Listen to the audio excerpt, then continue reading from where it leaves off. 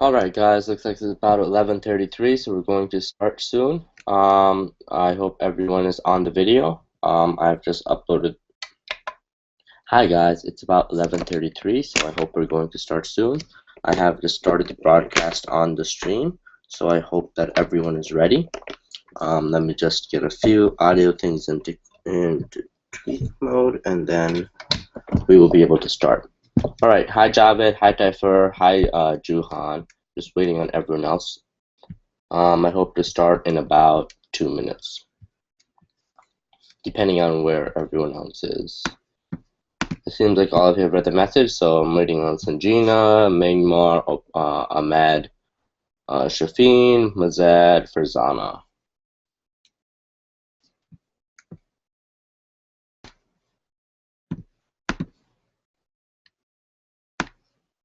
So still waiting on all of those people, and then we can finally start. Got it, guys? So just give us like 2 to 3 minutes. We'll give them 2 to 3 minutes, and then I guess we can start. Hopefully everyone got the memo that it starts at 11:30 and not 11 today. So we're going to begin. We're going to begin in about 1 minute and 30 seconds, just depending on where everyone else is. So.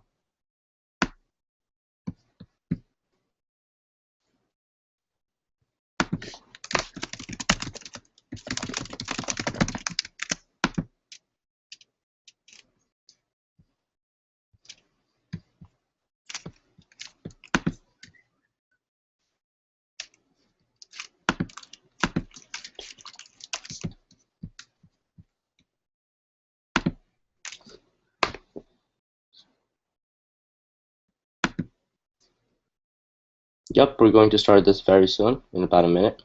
Well, 30 seconds. Just waiting on everyone else. Hi Shafin, hi Javed, Taifer, Opiami, Juhan, Rizana. Just waiting on everyone else. Guys, make sure you put your name in the Q&A box when you're ready.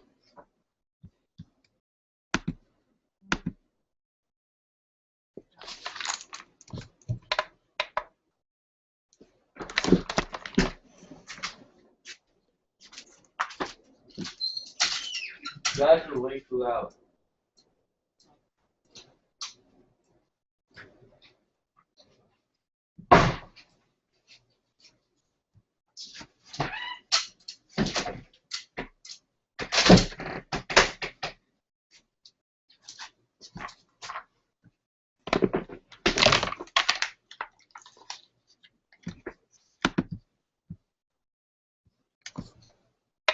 It looks like Ahmed is here, Naima is here, Mazad is here, Naimar is here. Okay. Alright guys, time to get started. Alright, so let's see. Well, if you can see, we have kind of a schedule here, but obviously we're going to change the schedule up just a bit. Today we're going to finish going over the scrambled paragraphs volume 1 that we started yesterday. So we did sections 1 through 10. We did tests 1 to 10 yesterday. Today we're going to try to finish up tests 11 to 20, and that will put us above schedule, right? That will put us faster than scheduled. So what I'm going to try to do is hi Taifer, hi Mingmar. When are we going to begin? I think we're going over Namaste Volume 1. What book? When are we going to begin? It seems like a lot of you are confused, right? That's because I didn't post up like a schedule online. Alright, so I'm going to start putting up a lot more content online so you guys have something to look forward to. No, we're not going to go over Namaste today. We're not going to go over Namaste. Remember when I said that Namaste was the hardest book? It is the hardest book, right? There are a lot of complicated math problems in the Namaste. And honestly, they come up to varying degrees on SHSAT. Based on what was reported last year, I feel like the Namaste was a little bit harder than what the SHSAT actually intends to test. So what I'm going to instead do is Namaste is going to come out last, right? It's the last thing we're going to do.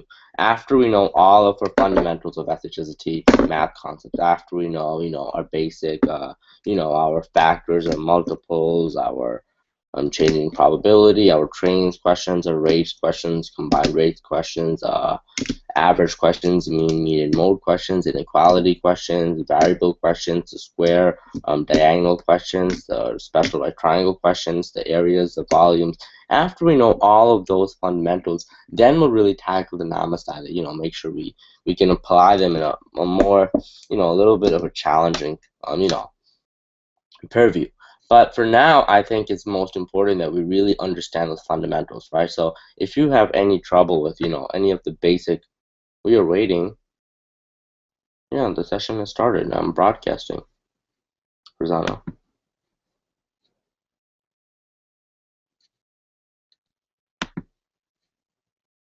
Broadcasting, Rosano. All right. So, what we're gonna do is, let me just.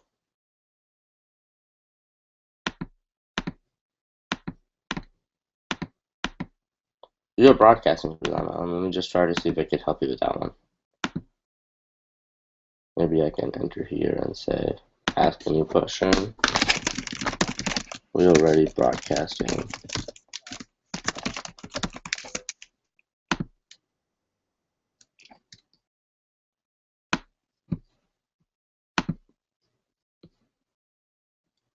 There. Did that come out?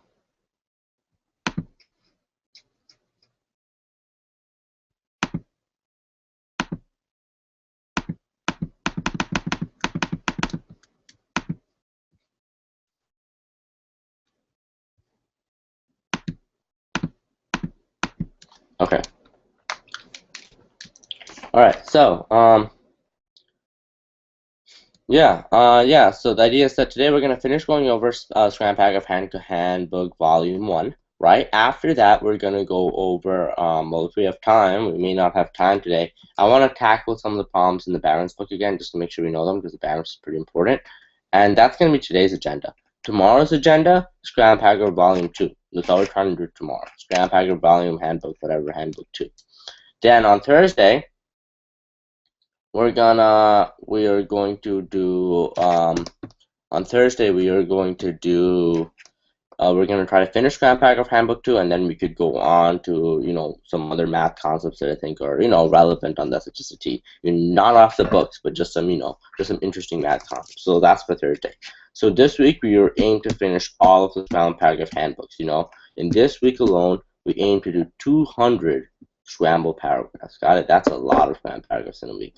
Okay, so here's what we're gonna do. Well, the plan is.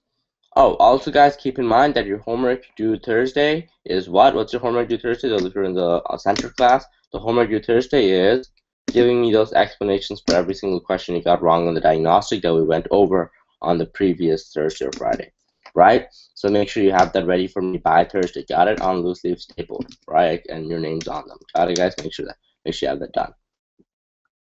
Okay. Yeah, so we'll take a word out of the book. Now, without any further ado, let's jump in. Alright, guys, let's do this. I don't think I got Barron's book. You don't think you got Barron's book, Tenzin? Just check. If you didn't, you can just stop by the tutorial tomorrow, or even today. You can stop by the tutorial after the session, after the handbook session, whatever, after this online session, and you can go pick your stuff up on. Alright, any other questions before we start?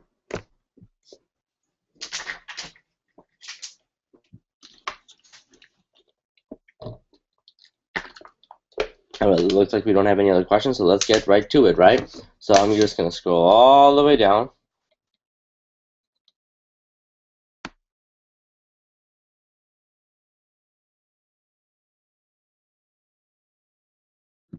Alright, we're up to test 11. So let's run this how we ran yesterday. Who here has already done these common paragraphs? Who here has attempted all of them and has their answers down already? Just give your feedback in the Q&A.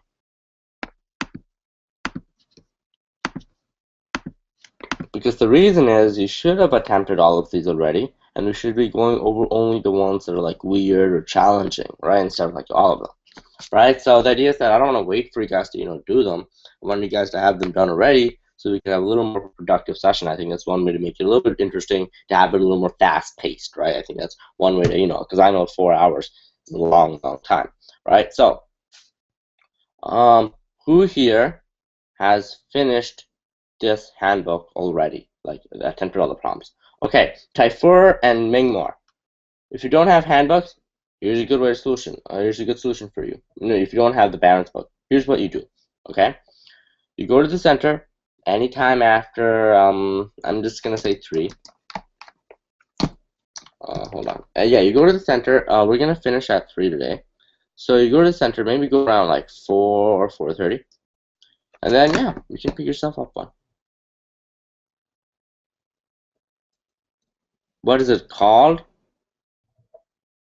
It is called, well, what, this? Well, this is the Scram Paragraphs Handbook. It's the green one. Alright, Opiami has finished all of them. Naima has finished all of them. Who else, guys?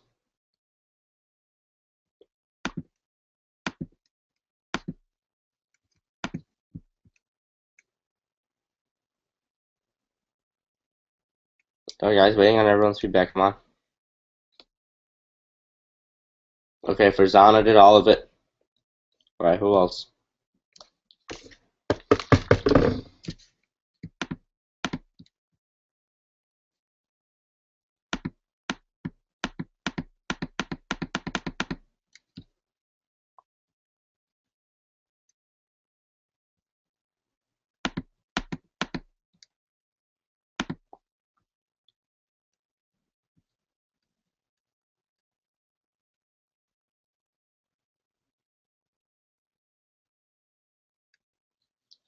Okay, Mingmar, I don't know how to help you with that. You don't have this book, then I guess you just have to follow on, which tells me that you're not doing any of the work, right?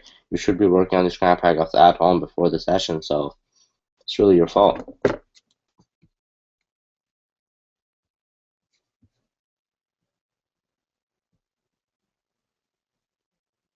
Whoa, we finished the whole book twice at home.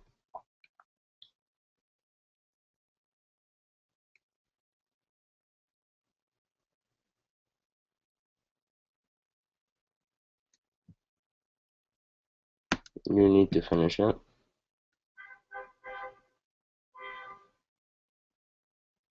There's some honking across the street. Alright.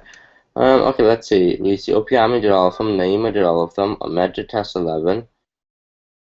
Tayfur didn't finish it. Juhan did it twice.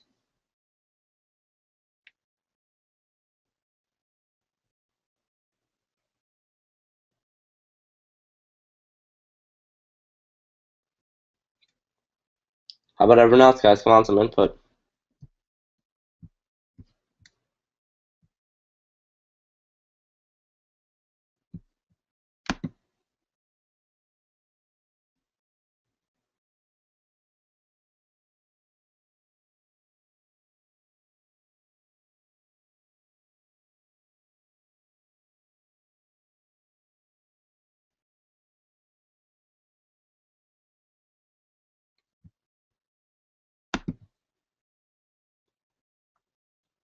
Sanjita only got up to test 17. Only got up to test 17. Rosanna did all of it. Okay, interesting. So it seems like a lot of you did all of it. Good. Some of you did some of it. A lot of you did all of it. You guys should have all of it completed before the online session, so keep that in mind. So if you haven't, that means you're not working hard enough. Now, what we're going to do now is, since we have done all of it, I'm going to give us select problems, right? I'm going to give us select problems. I'm really going to distribute them kind of fairly, right? And I want each of us to go over them, right? As in to say that, let's say I give you paragraph 5, I want you to explain what the correct order is and why it is that way, right? Like explain your technique in like a short paragraph in the Q&A. Got it, guys? So I'm going to give us paragraphs to go over, all right? So ready, guys? I'm going to give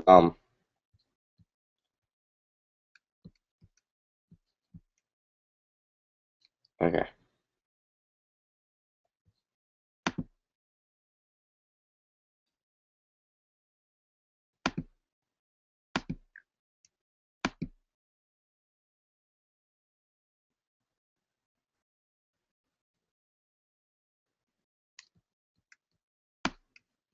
Okay, so here's what I want us to do.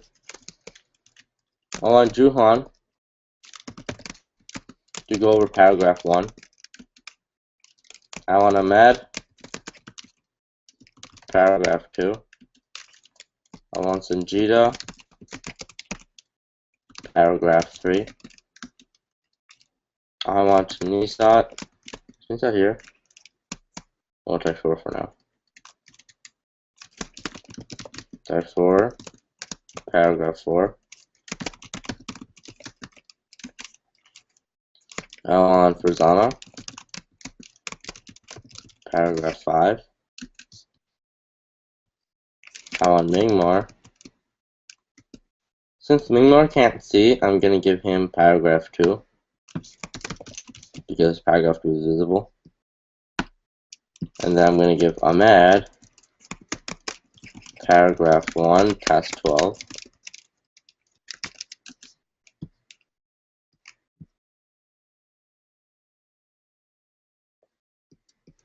Naima, paragraph 2, task 12.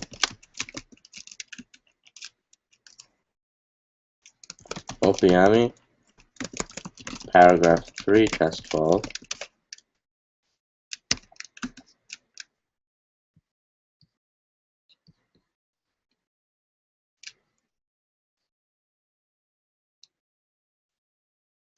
Javed,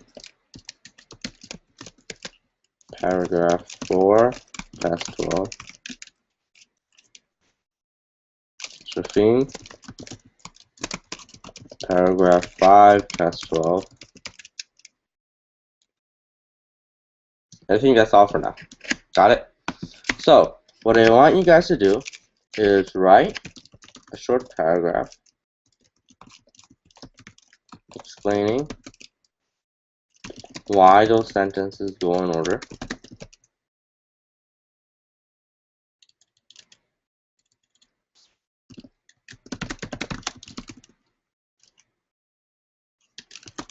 Any obvious pairs.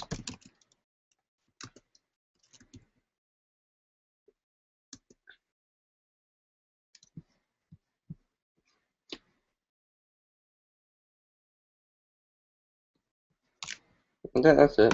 So, and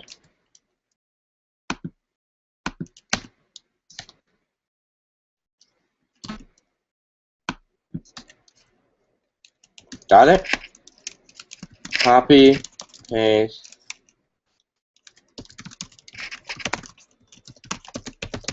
into the Q and A box. Got it now? Ah, I didn't include Mazed. Looks like Mazed is going to the next one. Mazed, paragraph 1, task 13. Alright guys, so I want you guys to just write me a short paragraph on how each one links. Got it? To each sentence links to the next one. Then we're going to go over them. And then we're going to see if you guys missed anything. Like if you missed any transition words, if you missed any commas. Got it? So make sure the paragraph includes everything, all the linkages. Can you swap with Juhan? You don't have to book right now, so can you swap with Juhan? Okay, you can swap with Juhan. So this one's going to be Opayami. And that's going to be Juhan.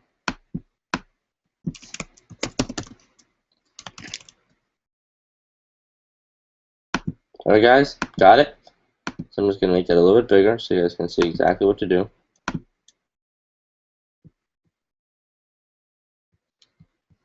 Alright, so write me a short paragraph and then just copy and paste it into the Q&A. Got it guys? Not so difficult.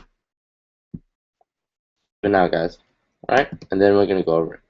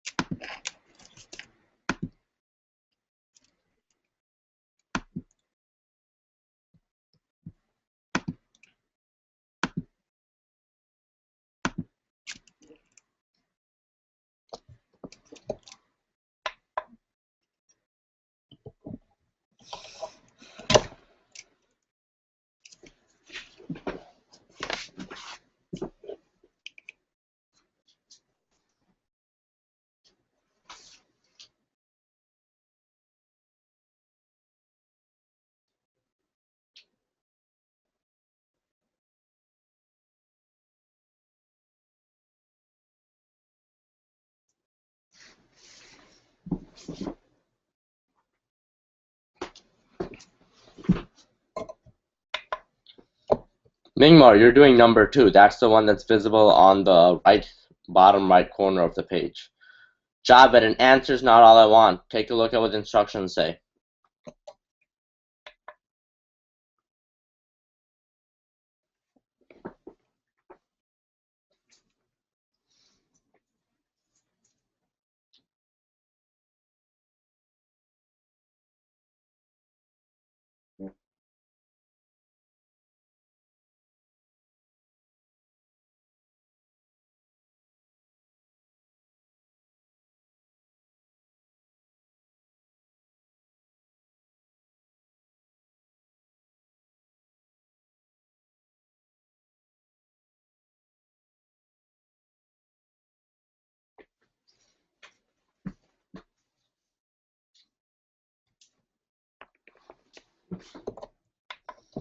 It's on the bottom right corner of the page.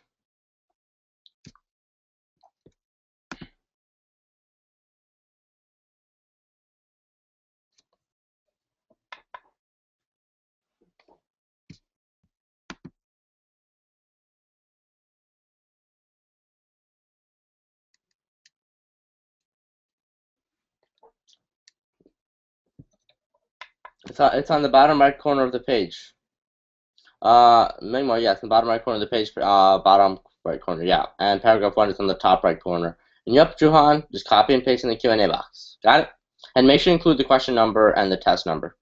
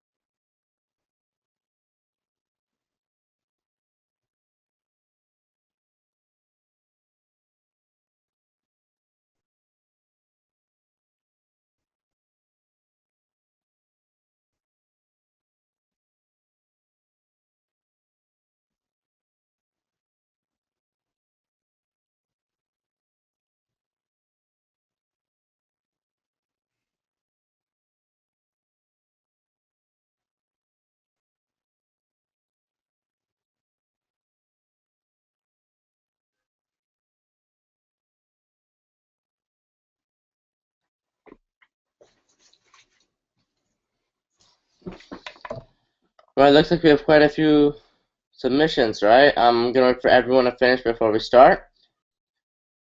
So Typhoon finishes, Opiami finishes. I'll give everyone about until 12:05 to 12:06 before we actually start going over the paragraph. Got it, guys?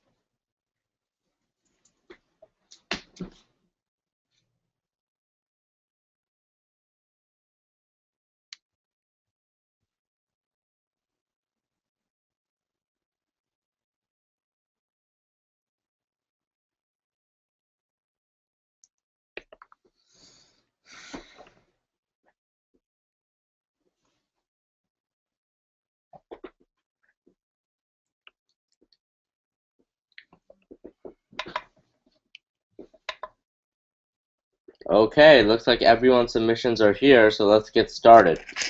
Alright, let's start. Opiyami is supposed to be paragraph 1. Let me go scroll up to Opiyami. Try not to put in anything now, guys, because it can change my order. So just give me a second. Let me scroll down to Opiyami.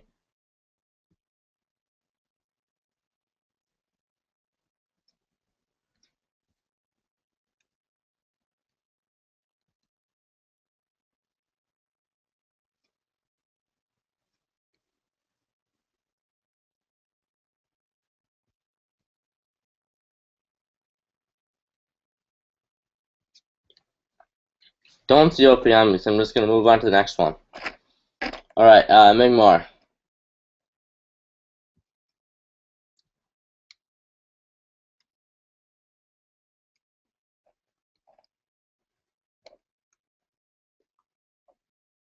Seems like there's a letter limit.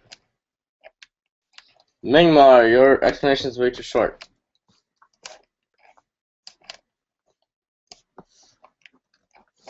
So Mingmar said that, let's look at what Mingmar said. He said that Q is after S because Q tells you what? Okay, Mingmar, your explanation is terrible. Rewrite it.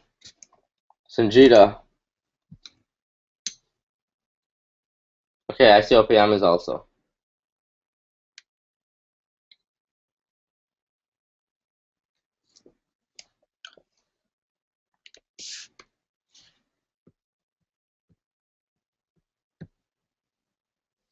Okay, Sanjita's test 11, paragraph 3. Let's quickly go to her. The city of Pompeii was covered in volcanic ash in 79 AD after the eruption of Mount Vesuvius.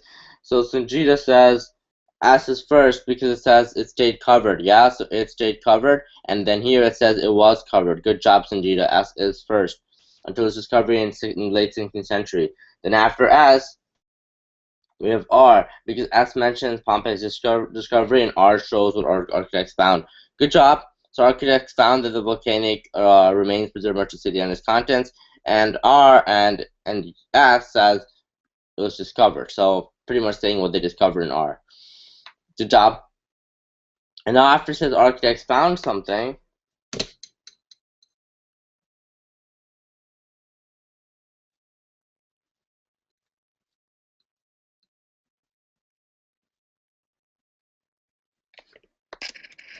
after it says architects found something, then it's you because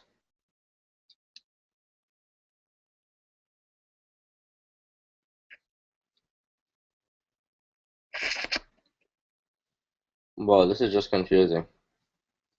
Do me a favor, guys. This is way too confusing. Do me a favor. Email your paragraphs to me. Got it, guys? Email your paragraphs to me. And Tasneem.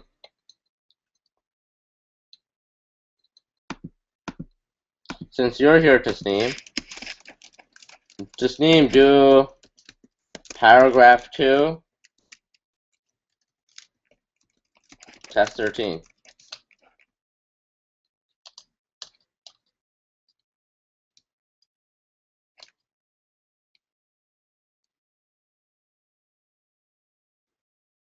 Okay, guys, do me a favor. Email your paragraphs to me ASAP. Got it? And I'm going to start going over there. Because I think it's so fragmented over here.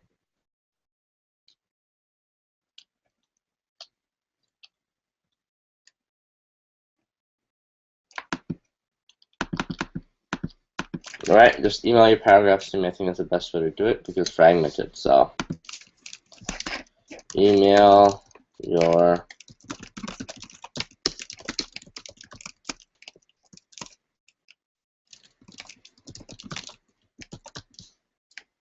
there you go.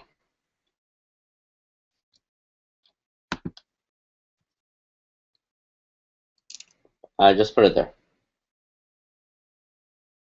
Naeem at RQMtutorial.com. Got it, guys? So let me just.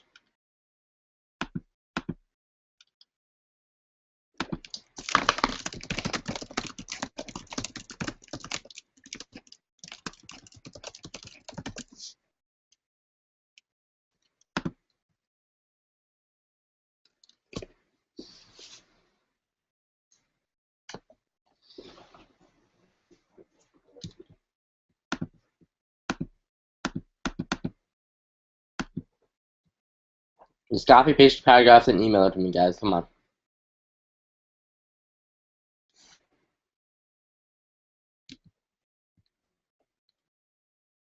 Just put it in the Q&A box, and I put it on the bottom of the instructions on the left-hand side of the page.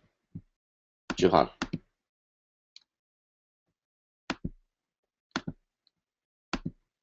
Alright, I see emails coming in. Mazad first. Alright, Mazad says test 13. Mazad had to do paragraph 1, test 13. So let's do paragraph 1, test 13 first.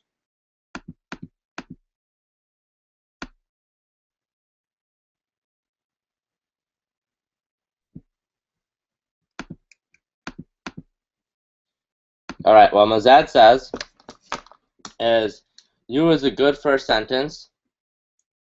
He says that you is a good first sentence because why? Because after the topic sentence, it introduces first order, which clarifies that the paragraph is in chronological order. Interesting, yeah. So we know this is a biography, described paragraph, right? All about Genghis Khan, right?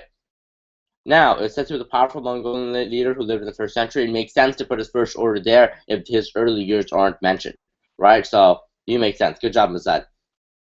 After that, Mazad says, as follows you because it refers to the Mongolian Empire, which is Khan's first order. S. Yeah, so after he united all of the tribes under single government, he developed code laws to rule the newly unified. It's not really the Mongolian Empire that's linked. It's the fact that it says newly unified, right? And it's newly unified in U because it says in U that he united all the nomadic tribes together. So in S, they're newly unified. But good job, that is the correct next sentence. After S, he says Q and R are paired because Q in expansion is mentioned and R they talk about during the expansion.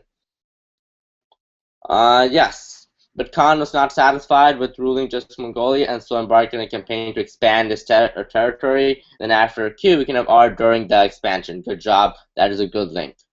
So 3, 4. And then Muzet jokes and says that T is last because the only one left. Kidding. T is last because that's the end of his reign. Good job.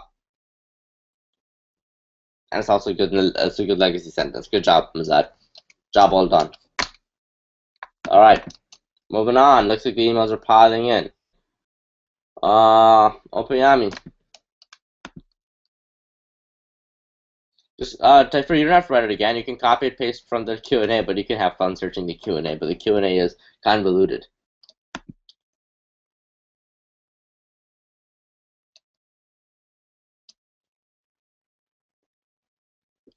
Okay, Opayami's had to do.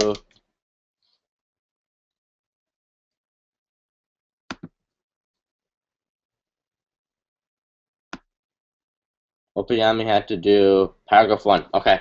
The clownfish and the sea anemone rely on each other for survival. Interesting. In the first letter Q, it says relationship. And the starting sentence says each of them rely on each other.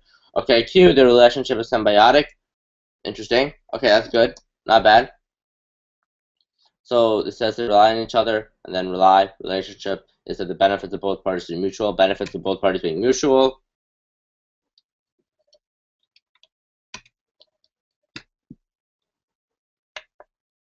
Yeah, so benefits of both parties being mutual is pretty much, relying on each other. So after Q, he says S. No, he says T. The next T goes with Q because it states a relationship. T, if it wasn't for the symbiotic relationship, whether confidence and enmity would be danger or extinct. Interesting. Well, I'm going to try to break this out for you. Do you see how it says the sea anemone would be dangerous, endangered, or even extinct? Right?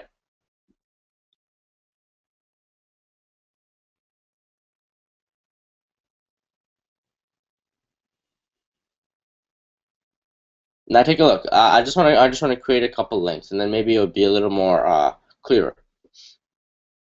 Once the sea anemone has eaten, the clownfish feasts upon the leftovers and cleans out the tentacles in the process. What does T say? If it weren't for the symbiotic relationships, what would the clownfish and okay? So take a look. You see how this? We have S, for instance, as the clownfish is immune to sea anemone's poison, it can hide within its tentacles and avoid predator fish, right? And after S, we can have R because it helps to see. Meanwhile, so while the sea anemone is helping the clownfish here in S, the clownfish is helping the sea anemone in R, right? So S and R are a pair because R in S is explaining how the clownfish is helping the sea anemone is helping the clownfish by letting it hide within its tentacles. And then R is saying that, okay, the clownfish also helps the sea anemone, right? So S and R are a pair. Now, take a look. At the end of R, what does it say? By using its bright colors to lure other fish towards their points in its tentacles. And after you can say the sea anemone has eaten, because the clownfish in R is helping the sea anemone eat. So you would come after that. And then now T would be a good closing sentence because it pretty much explains how that symbiotic relationship is necessary and how it helps. Got it? So it's actually QSRUT. Whoa, the emails are piling in. Ahmed, what's next? Ahmed, paragraph 1, test 12.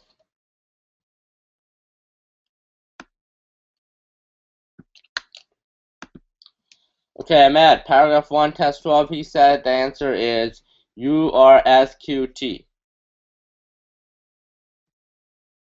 Well, and the correct answer is URSQT. You said URQST. Let's quickly go over that. Okay.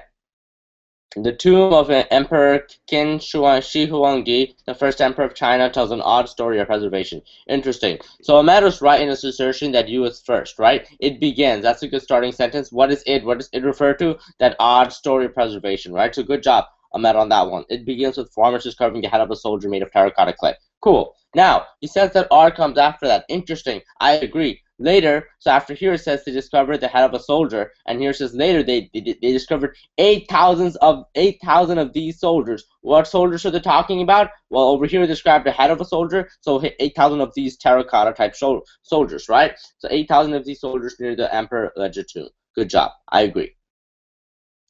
After R, he put Q. That's interesting. In addition, they come with wooden war chariots, full-size terracotta horses, and towns of actual humans. Interesting. I kind of agree with you there, right? But you see, the problem is that S fits best because in S it says so far they have activated over 1,000 life-size soldiers, right? So here it says they have activated 8,000 of these soldiers, which is new, and then S gives a specific number, which is over 1,000 life-size soldiers, each designed with unique characteristics. So it continues on with explaining the total number, right? It explains the total number, right? And guess what? It says designed with unique characteristics, and these kind of give you unique characteristics, right? The full-size terracotta horses and talents of actual weapons. So that's why it's going to be S before Q. And then at the end, T is good because some believe that the army was created to protect Emperor Qin, but we may never know for sure. We may never know for sure is a good legacy sentence, so that's why T is last.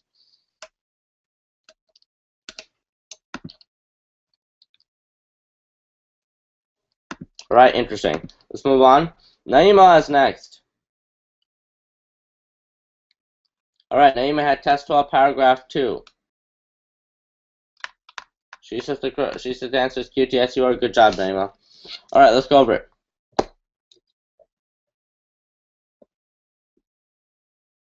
All right, so we have the piano's long history began in early. We have the piano's history. The piano's long history began in early 1700s when Bartolomeo Cristofori invented the pianoforte. Interesting. Okay, so Q. Naima says Q connects the topic sentence because it says the instrument referring to the pianoforte mentioned in the topic sentence. Wonderful. So it says the piano's long history began in 1700s when Bartolomeo Cristofori invented the pianoforte, and he created the instrument to improve upon the sound of the harpsichord. The instrument does refer to the pianoforte. Good job. It also references piano Cristofori, which is off Bartolomeo Cristofori. Good job, Naima. Q is first. Then T, because it continues talking about the piano, it mentions one change. Cristofori's piano made for the invention of Johann Schmidt's upright piano. Okay, yeah, so it continues on. It goes away from Cristofori, right? So Q talks a little more about the Cristofori who was mentioned in the topic sentence, and then T goes a little more in depth, right? T continues, progresses away from Cristofori and goes on to and introduces another guy, right? And we're probably going to talk about the next guy a little bit. Let's take a look. Then U, because she says, then S, because it says the next change continuing off the first change in T. Okay, interesting. So here it says, here's the first change, upright piano, and then the next change occurred as a result of the Industrial Revolution with development of high-quality steel wire, thereby enhancing the piano sound. Okay. And then after that, obviously, you can have U.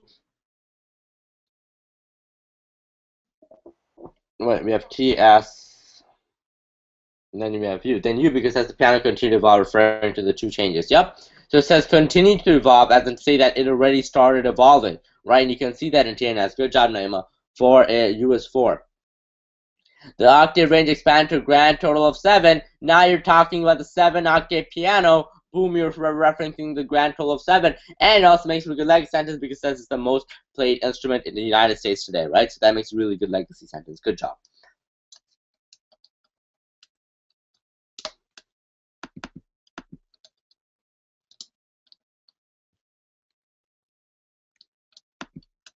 All right, looks like the emails are just piling on. Javed.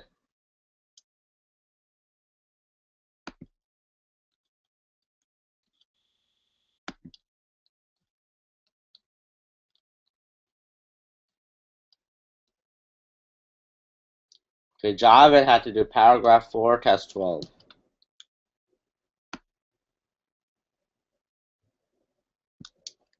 Interesting. Let's take a look at what Javed had to say. All right, so Javed says Q is first. Okay, good job. Totem poles are unique. We have you. Okay. Totem poles are unique to the Native American tribes of the Pacific Northwest coast, right? So Java says Q is first because it shows us what these totem poles are.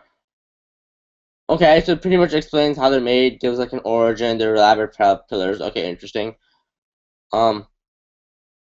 Let's take a look. After that, ask because it shows that there are 3 types of totem poles.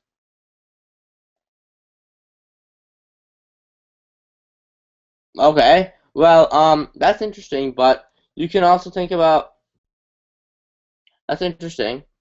You want to say S, but I think we have to do some digging here, right? If you take a look at what S says, there are 3 types of totem poles: quest totem poles, storytelling totem poles, and more storytelling totem poles, right? And that's interesting, right? But if you take a look, there are better answers, right? I think there are better answers than S, right? Before we can talk about the 3 types of totem poles, we should be talking about the oldest totem poles first, no? Right? We should be talking about our origins first. That should come first before we talk about the type of totem poles that are above here. Right? So that's why R should actually go before that. Right? The oldest totem poles were unable to survive the centuries, but their existence is confirmed in the accounts of early explorers. Right? And then you can say that there are 3 types of totem poles. Right? And here's their names today, right? And then on top of that, you can say U because they can also be distinguished, right? So not only can they be distinguished by these names, but in U they say they can also be distinguished by color schemes and symbols. And then T makes a perfect lucky sentence because totem poles are today. Got it? So not bad.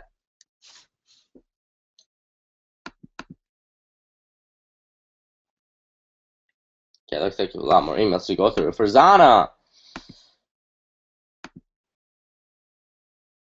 Zana had to do test 11, paragraph 5. So let's go on to that.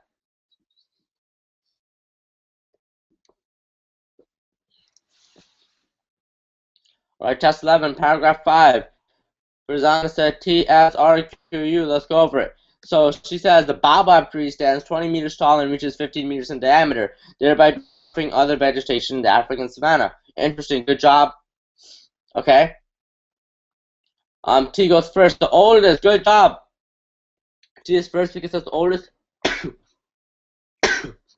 Alright, T is first because it's the oldest of these trees, where it's kind of introducing the tree. Okay, that's what Frazana said. Good job. The oldest, it should be talking about your origins first. General trend is grand paragraph, positive, 100% spot on. It says S is next because in T, it says these enormous, and S it says so enormous is tree. Good. So you see this so enormous is the baobab tree, and T introduces that these are enormous. Good job. You saw the link? Good job. Job well done. So enormous is the baobab tree when it sheds its leaves. The tree appears upside down with its roots reaching up towards the sky. Interesting. So after T, S, it says the next, then out comes R, because in S it describes the tree, and then in R it says how this tree came to be planted in such an unusual manner. Yeah, right? Over here it says what? How this tree came to be planted in such an unusual manner. What unusual manner are they talking about? The fact that it appears upside down with its roots reaching up towards the sky. After R, then Q, because it says, but besides its unique appearance, okay, yeah, so exactly. So besides its unique appearance, so going away from that unique experience idea. And then U, why U? Because and then Q says that this tree is useful. It does, has many uses. And then U says, well, this is how it's useful, pretty much. Got it? Good job. Good job, Frazana. Job well done. Wow, more just coming in. Javid. Okay, paragraph 4 test 12, already went over Javid's one. Juhan. Alright, so what do we have? Juhan did paragraph 3, test 12.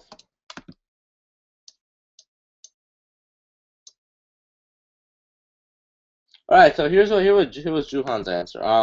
Juhan said paragraph 3 was SU or to Q. Good job, Juhan. Alright.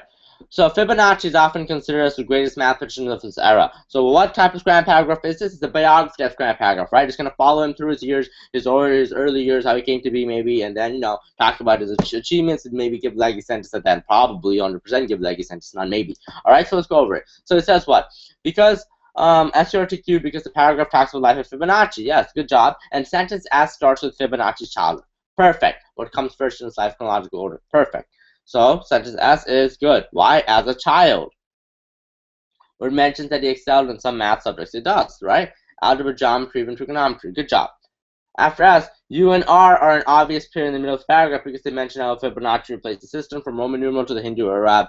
Yes, right? R and U, right? Over here it says he discovered the system while traveling across Africa. His expertise in these subjects. Well, what would link you to S? Well, these subjects refers to what? Algebra, geometry, and trigonometry, right? And it's replacing the Roman numeral system with the Hindu or Arabic system. Well, in R it says he discovered the system. What system is he talking about? Obviously, the Hindu-Arabic system. So S, then U, then R. Good job. After R, what do we have? Lastly, T and Q and R is paired because T mentions Fibonacci search for laws and patterns related to mathematics, and Q states that his research led to discovery. Yeah, good job. So you saw that T, he studied nature and searched for laws, and that search, well, what is this search? When T is saying that it's searching for laws, that search. So we know that 4, 5, good job, Juhan. Alright, moving right along, Sanjita. Sanjita had to do test 11, paragraph 3. Okay, we kind of started that one. Alright, so ask because first says the state covered, yep, and then the topic then says it was covered. Wonderful, good job. After S, next is R because S mentions Pompeii's discovery and R shows what architects found. Good job. Yep. After R, it says U because it says also, showing the architects also found something else. Yep. Also. Here they found something, here they also found something. And then this next sentence Q because it says Pliny, referring to a Roman scribe named Pliny the Younger, and U. Wonderful. U, they introduced Pliny the Younger, and Q, they reference him, right? Pliny.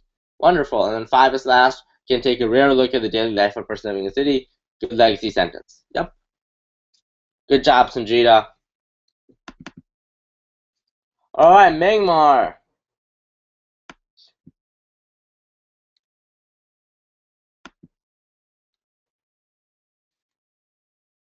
Mingmar didn't give me his question number, so I have to look at over here. Mingmar had to do paragraph 2.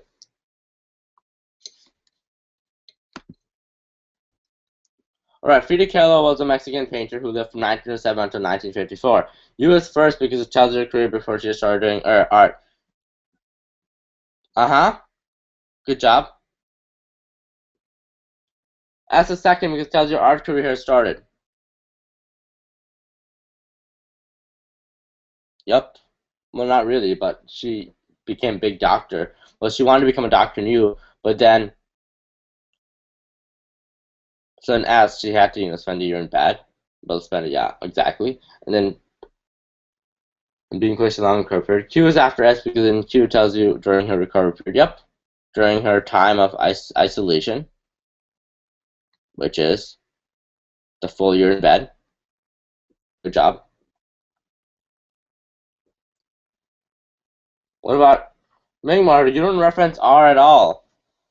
These oil paintings introduce a modern form of art. These oil paintings introduce a modern form of art. Okay, well, you don't introduce that at all, right? So we know what she began painting during the time of isolation using oils as a medium. R is next. These oil paintings, obviously, when you paint with using oil as a medium, you're gonna have oil paintings, and then after that, you can have T. She continued to paint for the remainder of her life, and art would soon become famous throughout the world. That is a wonderful legacy sentence, right? Okay. You didn't mention R at all in your explanation, Mingwar. Type 4. Only 2 more left, guys. Type 4. Test 11, paragraph 4.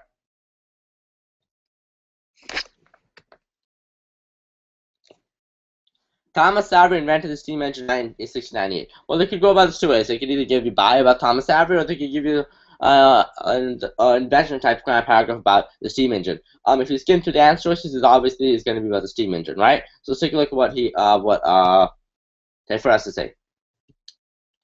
Test 11, paragraph 4 is QURST. So Q is first because in Q it talks about the reason in designing the engine. Then, okay, so Q Savery Savery attempted to develop a more efficient way to drain water, coal mines rather than horse-powered pulley systems. Yep. So it talks about how that idea came about, right, and why it came to be. How did the inventor think about it? Okay, U.S. first next because it talks about the original machine. Good job. That is a good hint. You even put it in caps. Good job. All right. This original machine worked on the principle that water vapor takes up more space than its liquid form since the molecules are further apart. After U, it's R because it says this machine. This machine referring to the original machine. Good job. It consists of water tank which heated, produced steam that forced water out of the mine shaft. Okay. After that, then S is next because water is cooled.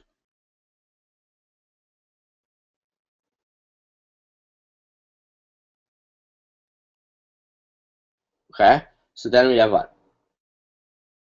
We have that. Then we have this. Okay. Afterwards, the cool sprinkler. Okay, so that's what over here forced water out of the mine shaft. Then S. Afterwards, the cold water sprinkler cooled the steam. The steam. Okay.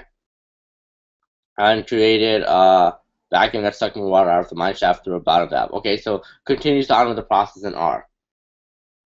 And T says Savery's machine became a standard in technology until the more efficient. Yep, and was later invented. Good legacy. Yep. Okay, for a good job. Last one, but not least, is this name.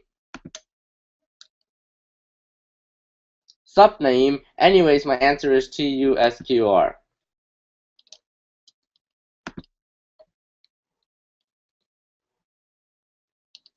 Okay, just name had to do paragraph 2, test 13.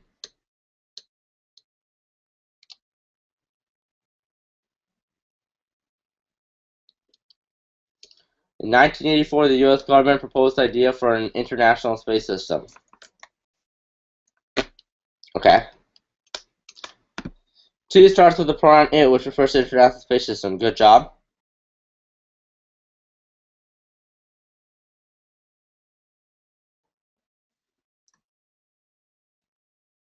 Good job. We wanted to provide a place where the international scientists could live, research in space. Well, actually, that it doesn't refer to the International Space Station. It actually refers to the U.S. government, who wanted to provide a place where international scientists could live, but okay. After that, U says that there are 15 countries involved, which connects with international. Good job.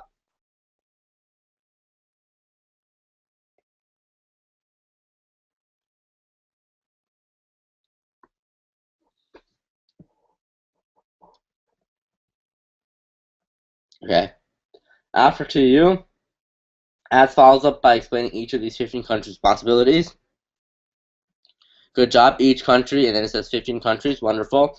Each country is responsible for running an upkeep of the station. Okay, then what? T comes after S because station is now complete. And then R is next because it also provides a neutral laboratory. So here it says they have a soccer field, several astronauts going to need to live and work. And here's on top of all of that, they also have a soccer, they also have research, and they can also research and collaborate in space. Yep, good job, guys. That is correct. T, U, S, Q, R is the correct answer. Good job.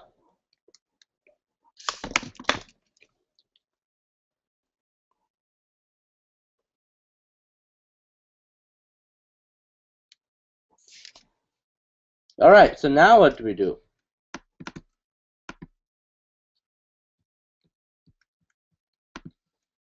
We have just finished. Okay, wonderful.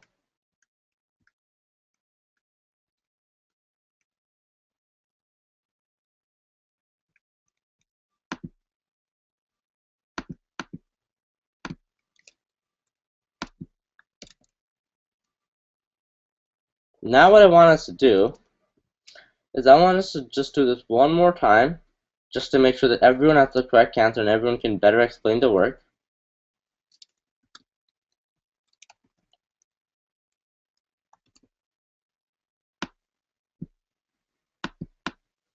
Opayami will have to do test 14, paragraph 1. Mingmar will have to do test 14, paragraph 3. Then Sanjita, we skipped over a couple, so test 13, paragraph 3. Mingmar, you're doing paragraph 2, not 3, okay? And then test 13, paragraph 4 is type 4. Test 13, paragraph 5. That's going to be test 415. No, 14, paragraph 2. No, 3. 14, paragraph 4. 5 with 14. 15, paragraph 1. 2, 3, 4, all on 15. Alright guys, let's do it. This is the last paragraphs we're going to do. Got it? Just get them done.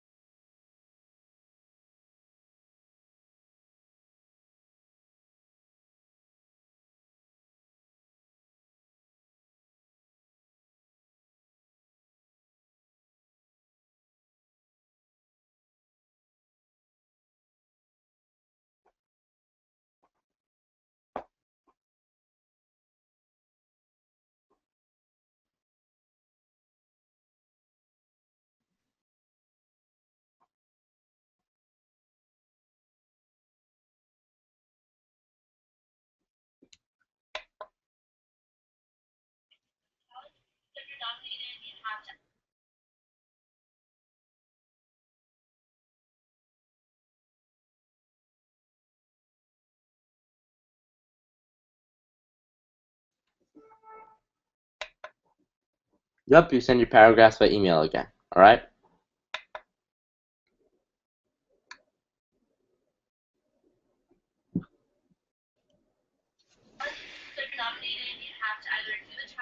$2,200 or do both. And so I'm going to nominate Paula Baboon, Ian Spear, Alex Herker, Julian Noli, and Samantha Lieber. Okay, so I'm going to do it.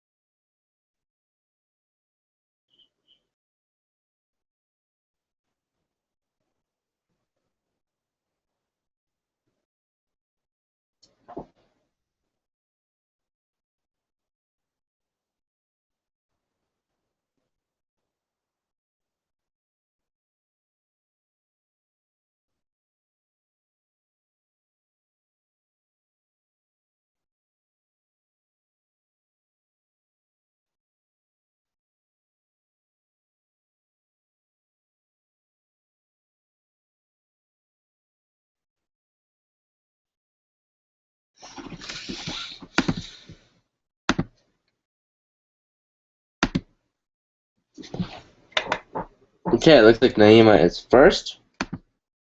Waiting on everyone else, but Naima looks to be first.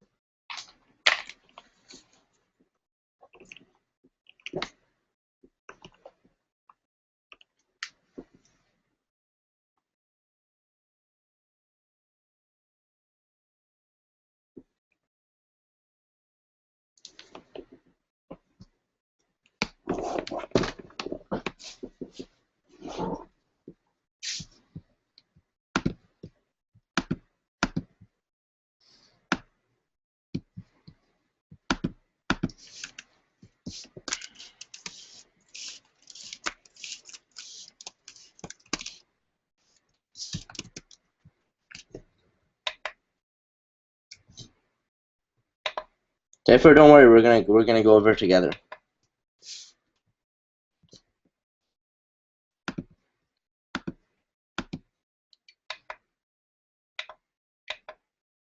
Looks like a meta sent in this paragraph.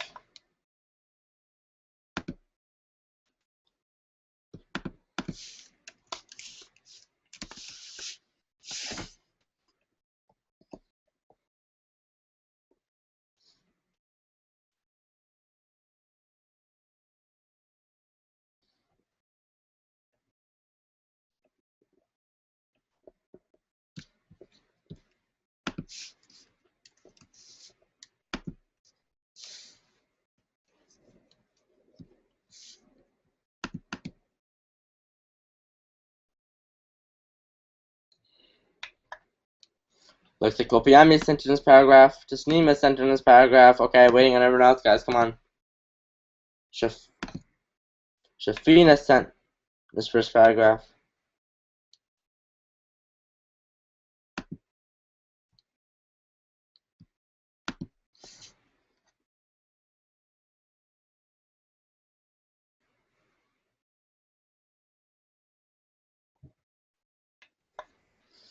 I'll give everyone another minute.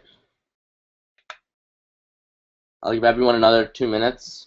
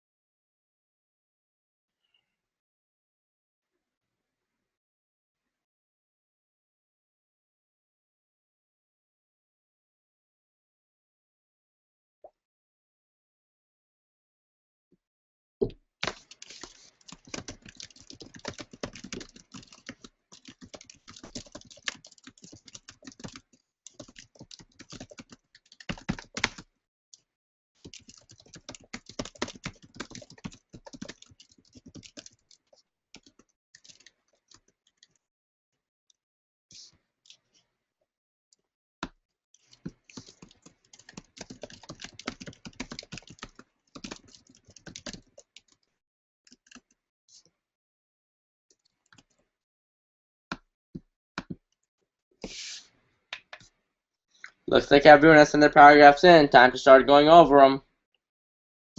I'm gonna not go over them in the order that they were sent. I'm gonna go over them in the order that that I'm gonna receive them in. In the order of the questions. Got it? So the first thing we have to go over is Sanjita, test 13, paragraph 3, and Sanjita has just sent hers in.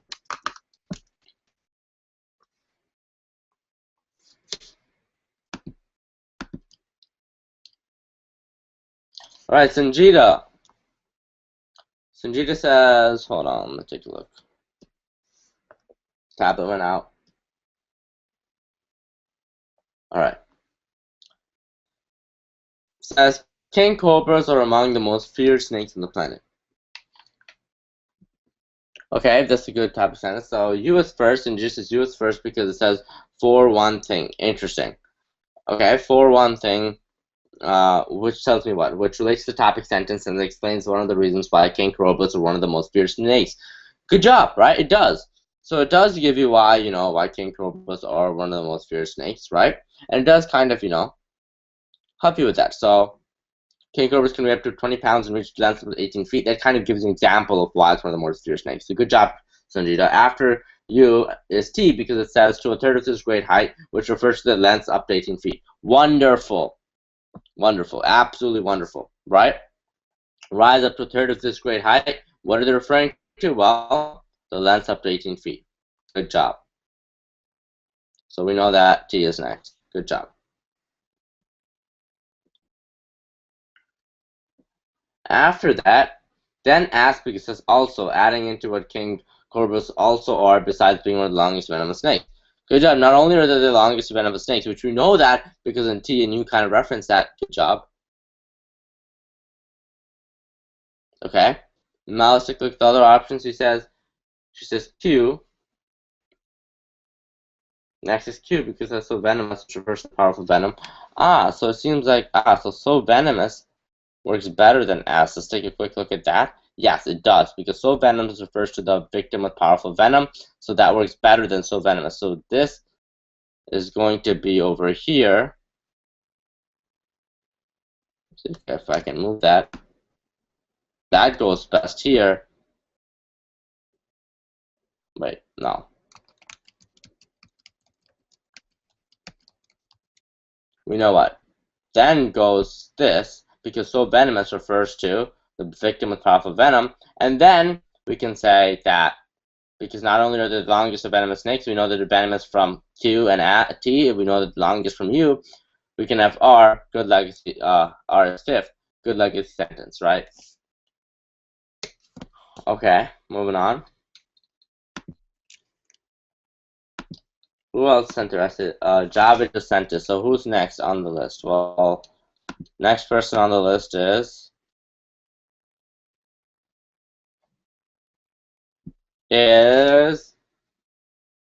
Tayfur.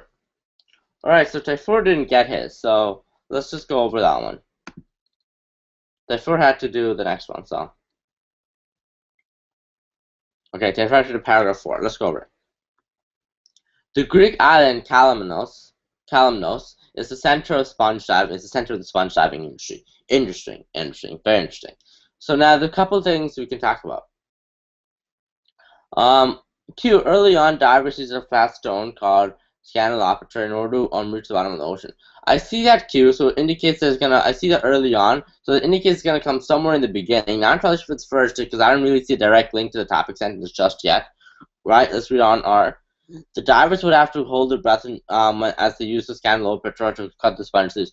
Whoa, over here it says they used a flat stone called Scandalopatra, and R is explaining how they use the Scandalopatra, so I know that Q goes before R, and Q and R are a pair, so I'm going to write that down. Then I'm going to read this. Years later, diving suits allowed for more time spent underwater were invented.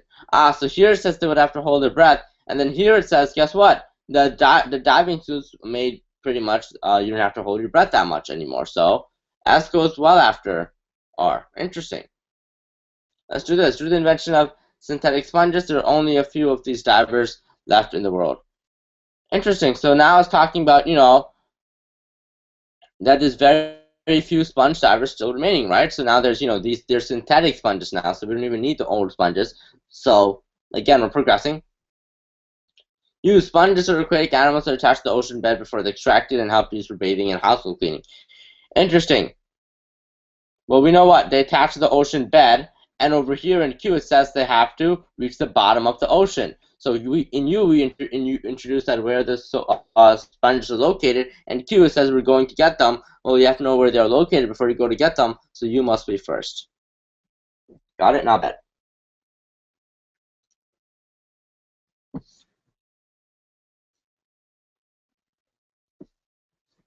All right, let's move on.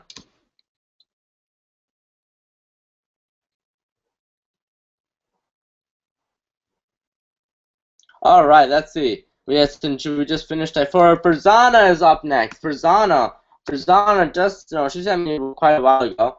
Okay, so Farzana at test 13, paragraph 5 as TRSQU.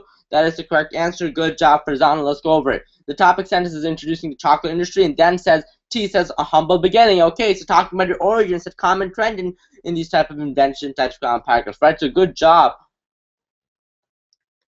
Okay, are in the rainforest where cocoa plants are grown on small family farms and plantations. Awesome job. Where it's telling us where it originates from. Yes. Then R, because it tells us about the pods that form along the plants where it's used for harvesting. Okay, R, one started of the cocoa pods along the edges there by making them rough for harvesting. Kind of explaining how it comes to be. Okay. So after R, what's next? It asks because it continues to talk about the pods. Yes. Finally, they're collected. Well, obviously, when they're ripe for harvesting, they're going to be collected. Good transition, good procedure. Finally, they're collected and sent to chocolate companies where they're used to produce candy we all enjoy so much. Interesting. Okay. Well, okay. Well, there's now let's take a look. So once large enough, call for piles form along the edges by making them for harvesting. Now, what do we do with Q and S? What do they do? Well, these purple seeds are spread out. These purple seeds are spread uncovered until they're fermented and turned brown. Okay, S. The pods then split open. Ah, no. You see, S must come after R because the pods should refer to the colorful pods, right? So that should be after S, not U. And then S says the pods are then split open with a machete so the farmers can remove the seeds from the inside. So after S, whoa, it says the farmers can remove the seeds. And these purple seeds refer to the seeds that the farmers are removing from the inside. And then it should have they're collected. Got it? Because here this sounded like a legacy sentence, which made me take a step back, right? It says candy we all enjoy so much. And it kind of sounds like a legacy sentence. I was like, whoa, this can't be third. Alright, moving on. Then what? We have Opiami, task 14, paragraph 1. Yes, he sent us. Opiami's answer is FGRQT. Let's go over it.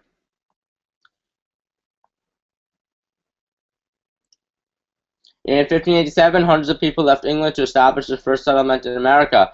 Alright guys, it's 1 o'clock, so we're going to go over this after a break. I really want to make sure you guys get breaks. Try to make sure this isn't as tiresome as it can be. So you have a break from 1 o'clock to 1:15, guys. Got it? Let's go on break.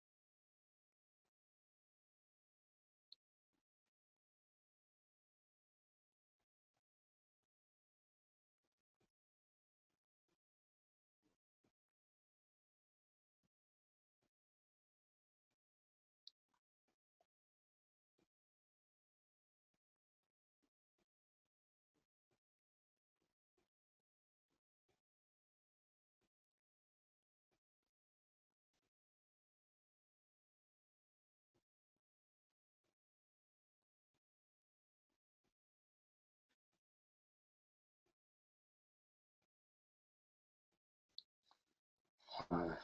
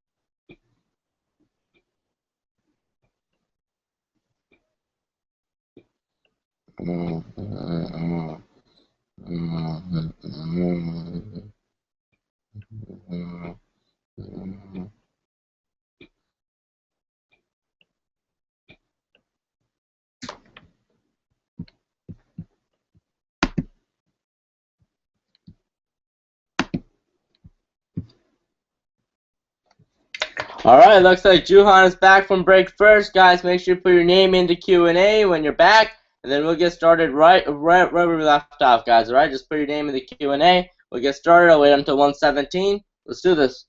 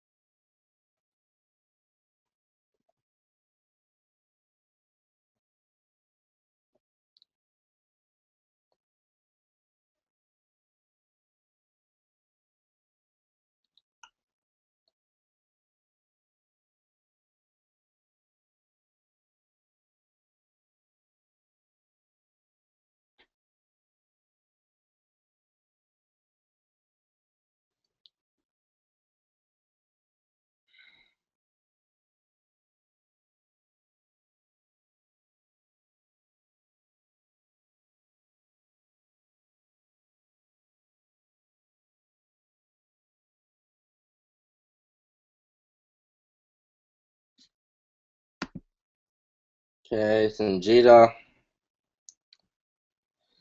Farzana. Alright, guys. Everyone else, come on, put your names on there. Ahmed, Juhan, Naima, Javed, Opiami. Alright, let's just get to work. Okay, let's see what we have in store. Alright, so where were we? Where were we? That's always an interesting question. I believe we were doing question paragraph 1, and we were just going over Opiami's suggestion, Opiami's answer, right? So I'm just gonna quickly pull that out. Where is it? It's over here. Alright, Opiami. Alright. So, test 14, paragraph 1. Let's go over it. Opiami says that, alright, here's what Opiami says. Let me just turn on my tablet, get to work over here. Alright, let's do this. So Opiami says the answer is SURQT. I received that because of the topic sentence. It states hundreds of people, and letter S is as the colonists, right? Okay, so that's just a good, nice idea. So hundreds of people, and then letter S, the colonists refers to the hundreds of people that left England to establish whatever. So S is first. The colonists settled on an island off of the coast of North Carolina, which they named Roanoke. Okay. So after S is U, right? Because it says soon after, and they just arrived on the island. Interesting. Yup. So soon after, a sailor named Simon Fernandez returned to England. So here we have what? We have them settling in North Carolina, and then soon after they just come, soon after a sailor moves over back to England. Interesting. All right. So after S and U, what else do we have? After it says, then I chose R because it said John White left with Fernandez, and Fernandez was on leaving in the first place. Yup.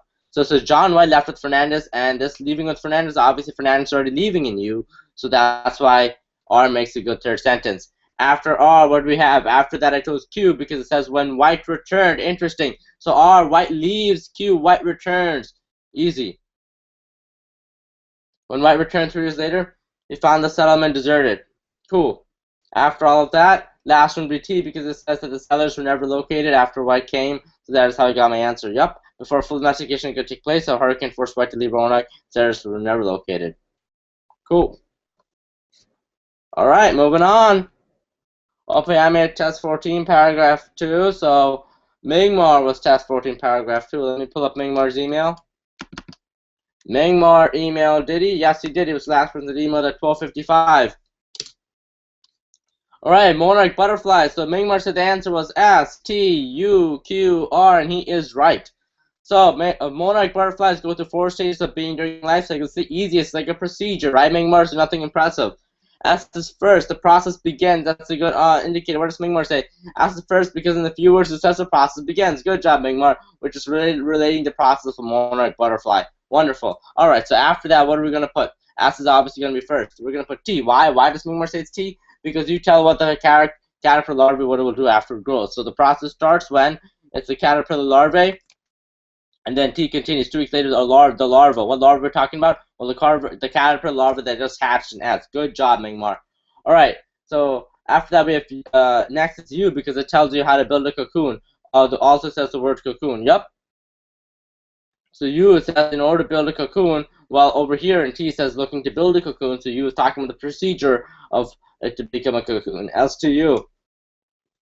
For Q. Q because this is the only one left and can see rest because I have to see other questions.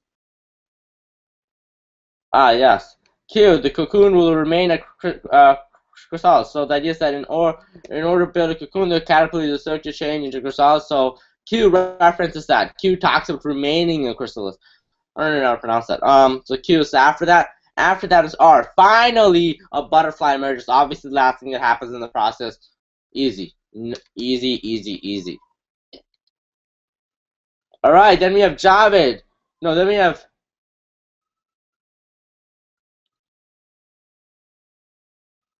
We just test 4, test 14. Then we have Naima and then Juhan.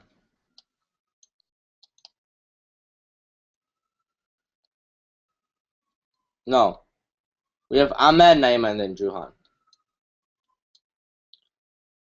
Alright, let's take a look at Ahmed, Naima, and Juhan. Ahmed, where's your email? Oh, I see your email. Okay, there we go. Paragraph 3, test 14. Ahmed thinks it's UQSDR. That is correct. It started, we even italicized the letters. Whoa. It starts with U since it introduces Johnston and how he proposed the language as a code. Is that right?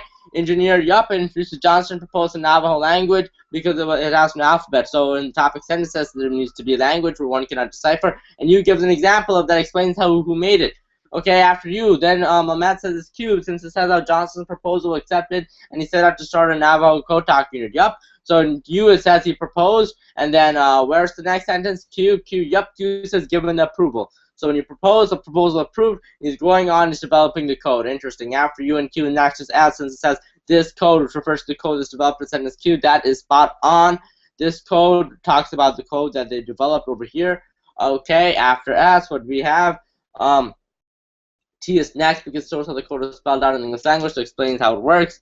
Good job. And then 5, help allies win the war, and that is precisely a beautiful legacy sentence. Good job, Ahmed. Alright, after Ahmed is Naima, then we have Juhan, right? Naima, where's Naima's email? Naima was the first to email. Right, okay, test 14, paragraph 4. Edward Jenner created smallpox vaccine, the world's first successful vaccine in 1796, right? So, Naima said Q comes first because it says the vaccine referring to the smallpox vaccine invention in the topic sentence. Couldn't agree with you more, right? So, developed the vaccine is that smallpox vaccine. Good job, Naima. After repeated experiments in which he injected controlled doses of smallpox into healthy individuals. Spot on, good job. Then S, because it says experiments, which refers to Jenner's experiment mentioned in Q. That is correct. In Q it says, after repeated experiments, so S talks about his experiments. Got it? We see that easy link. S is next. His experiments demonstrated that when exposed in small doses, the body's immune system would fight off the microbes that cause infectious diseases. That is good job. Job well done. Alright. Next is U. Because the vaccinated subjects are the bodies. Then they talk about in S. Okay. So U, the vaccinated subjects, yup. Over here it says that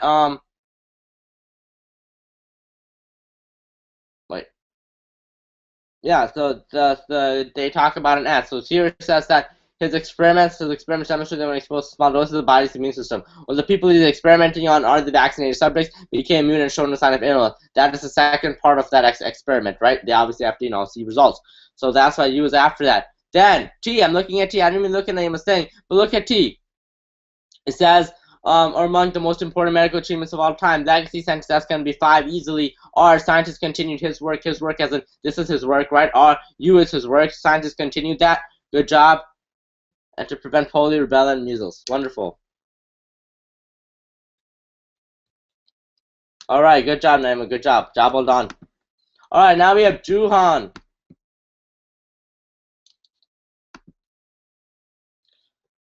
Right, Juhan. So Juhan at paragraph 5, test 14, he says the correct answer was TRUQS. That is correct.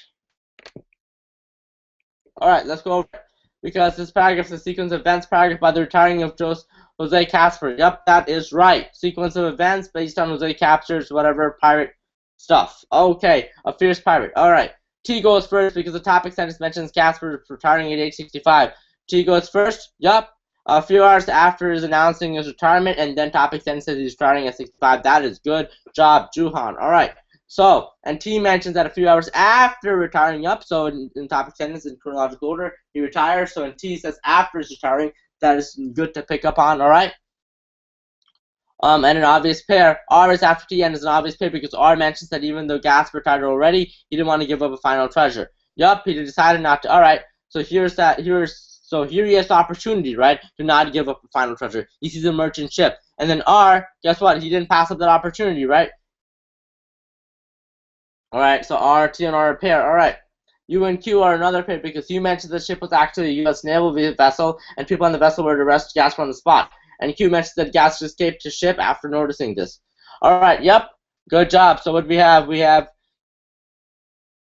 unfortunately the ship turned out to be a U.S. naval vessel and upon which Gasper was arrested on the spot. Let's take a look. He escaped capture by jumping into the Gulf of Mexico, leaving behind 30 million of his captured treasure. Yep. So he escaped capture. Here it says arrested. He escaped. And then as the crew reportedly buried treasure somewhere along the Florida coast, but the bounty remains undiscovered. Legacy, right? That's we still haven't discovered yet. Good job, Juhan.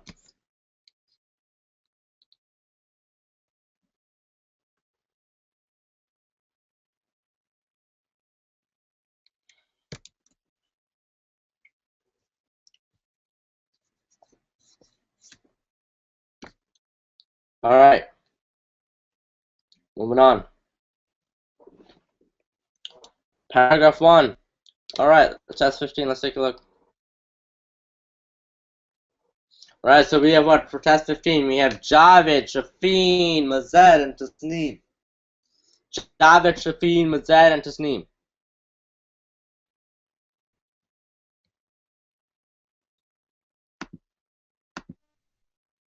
All right, let's start with Javed.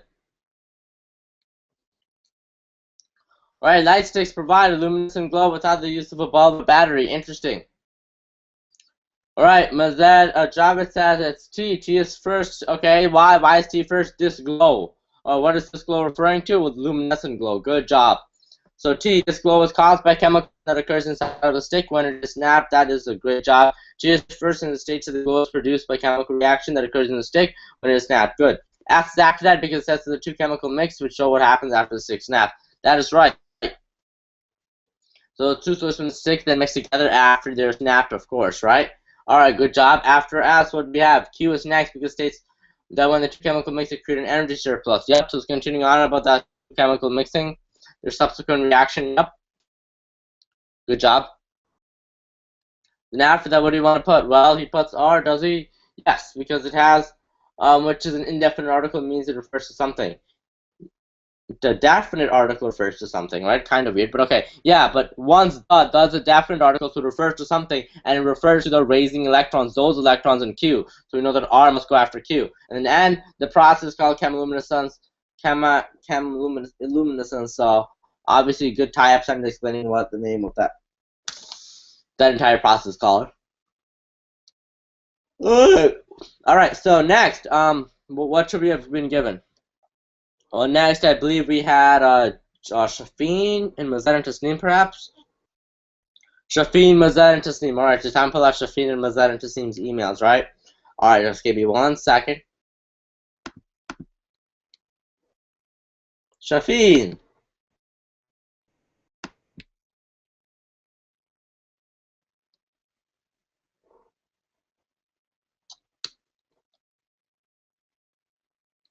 Shafin noted that, this failed to send the first time, so that's why he was unable to give a solution for test 12, paragraph 5. But test 15, paragraph 2.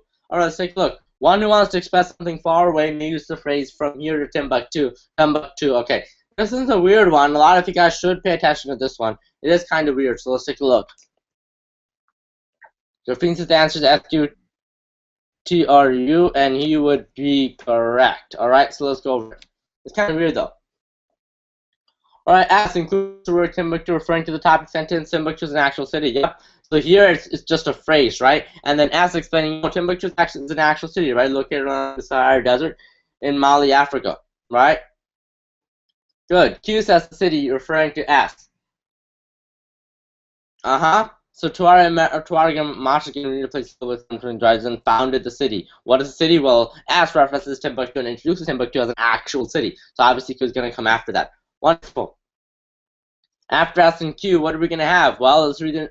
T, this is largely due to the city's proximity. Well, why? What happened? Well, to the Niger River, which is crucial for the gold trade. Well, he was, let's take a look. Okay, well, why would we be interested in the gold trade? Well, let's take a look. He says, T elaborates on the differences. No, wait. T explains why the city was founded. Yep, it was largely due to the city's close proximity to the Niger River, which was crucial for the gold trade. Good job. It also explains why Tuareg and Mashigan settled there. Right, so SQT. After that, well, R says it became a thriving sector, and then U says flourished for centuries, right? Everyone sees that? So R, it just became great. U, it fell. Wonderful. So U is a good legacy sentence. All right, moving on. Your job at Shafin should be Mazed and Tasneem, right, for the two remaining ones. Mazed, got your email. Let's pull it out. Test 15, paragraph 3. Poison dart frogs are located in the rainforests of Central and South America. Okay, so Mazed says that S is first because it refers back to the topic sentence and explains why the poison dart frog is named the way it is. Interesting. Okay, so S is first. Okay, the poison dart frog again gives an etymology of a name. That's oftentimes the first sentence, right? When they give like the origins of a name, how it came to be, whether it's Greek roots or Latin roots, right? Makes a really good first sentence. So S. All right, after S, what's Mazed? Mazed says that R follows S because in S they mentioned the uses of poison frog skin. Okay, yep. So R follows S, so we'll use the skin as in the skin that's talked about here. I was named after the poison. Was named after the skin, so we have S, we have R. And Q explains why it is used and therefore valuable to people who consider dangerous. Okay, so this is understandable. Okay, so here it says what? They put the poison onto the tips of the arrows, and then Q says it's understandable because the poison obviously really dangerous, very very fatal, very lethal, not fatal, very lethal. So after S, R, and Q, what do you? The frogs attain poisonous secretions by consuming rare insects in the wild. That makes sense before T. Why does it make sense before T? Because it means they get their poison from the wild, and then T says therefore when they're in captivity, they're not poisoned. Does that make sense? So 4 then 5.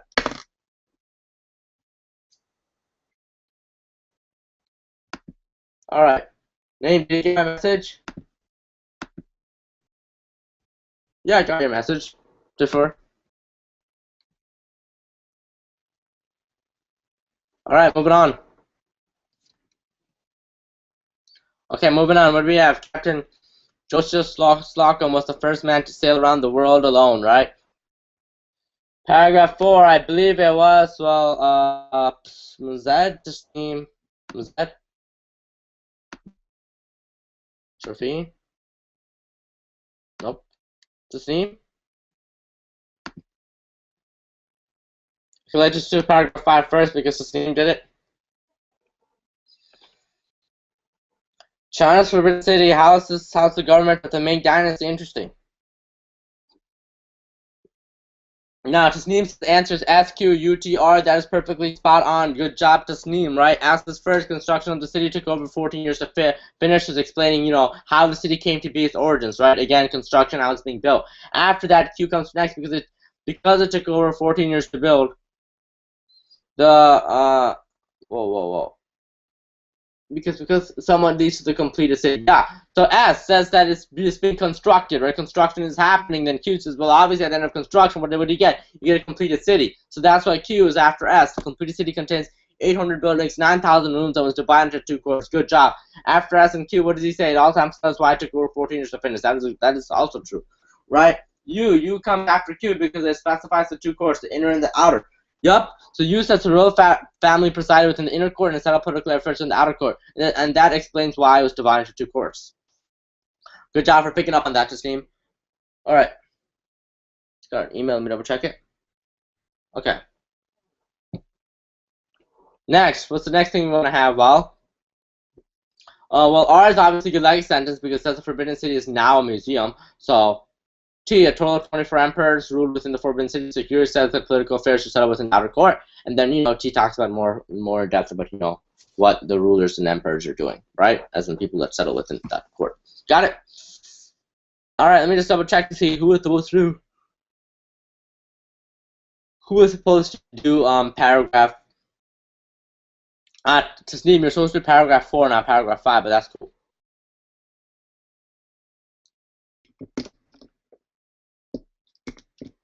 All right, that looks good. That looks done. Looks like we're done with these grammar paragraphs except for 16 to 20. Not too worried about them, not too concerned about them. You guys can finish them for homework. Talk to me tomorrow if you have any questions about those grammar paragraphs. You shouldn't, though. We've gone over quite a few grammar paragraphs today. Got it? Now, what I want to do is I want to go over a couple math concepts. Got it? So right now I've stopped the screencast. So I'm just going to pull out a couple math concepts.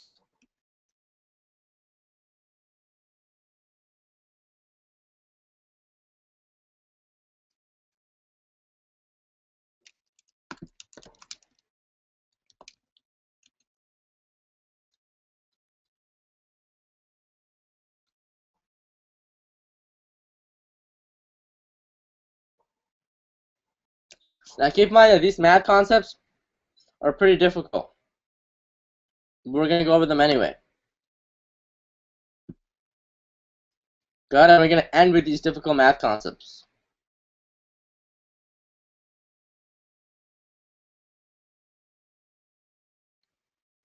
Alright, let's start.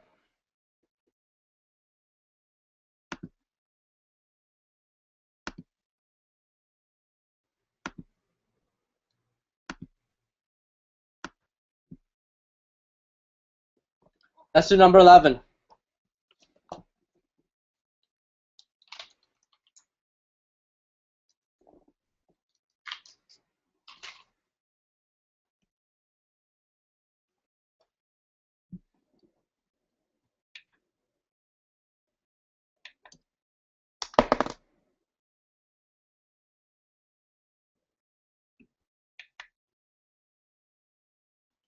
Boot camp is always very interesting. It's definitely not going to be today. It's definitely not going to be Wednesday. Right now, it looks like boot camp for now. I might change the date, but it looks like the Scramble Paragraph second boot camp might run in the morning on Monday. Got it? This Monday could be that Scramble Paragraph boot camp at the center, right? Remember, completely free. Scramble Paragraph boot camp at the center. It will probably run, I will say, honestly, a rough estimate right now would be 11 to 4. Got it? And then we'll have the logical reasoning boot camp from 4:30 to 8:30. Got it? But right now, again, keep in mind that your boot camp is completely free. Those of you who attended this first Scram Paragraph boot camp have to attend the second Scram Paragraph boot camp. And I'll post up more details on that later today, obviously. Got it, guys? But it looks like the boot camp for Scram Paragraph, second one, is going to be on this Monday, the coming Monday, from 11 to 4. For now, let's work on number 11.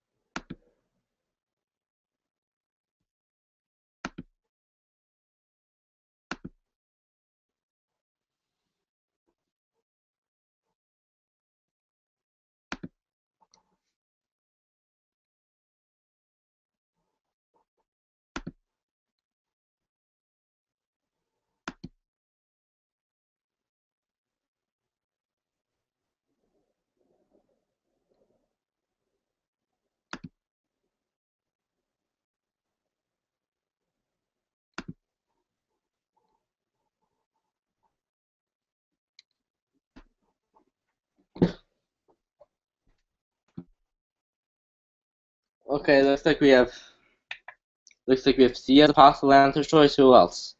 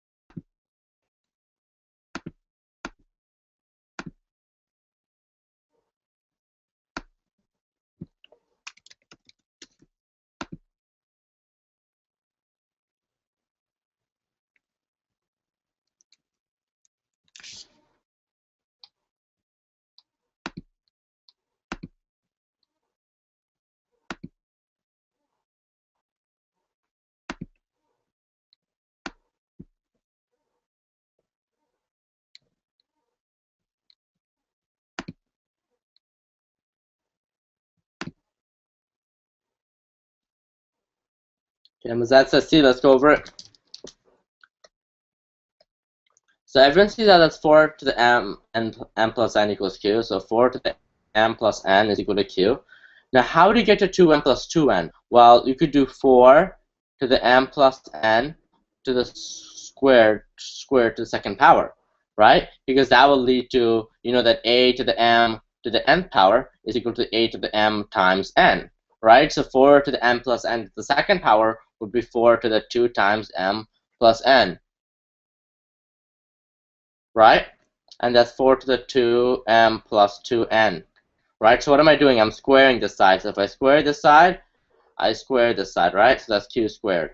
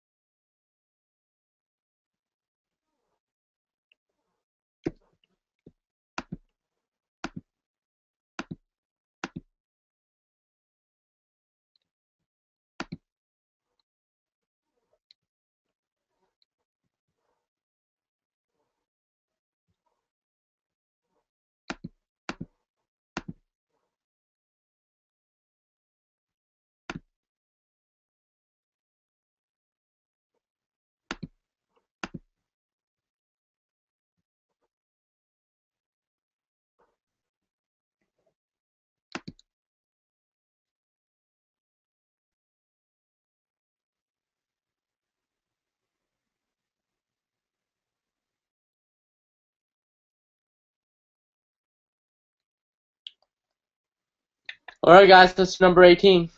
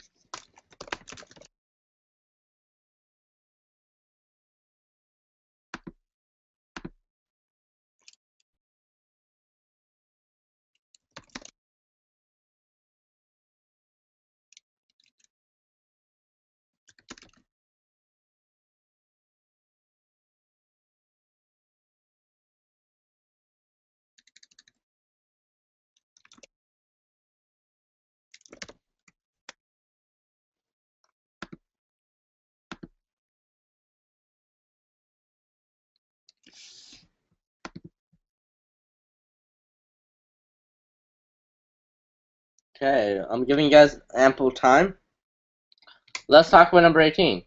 In the figure above, ABC is a square, and A, B, C, and D are the centers of four congruent circles, which touch each other but do not overlap.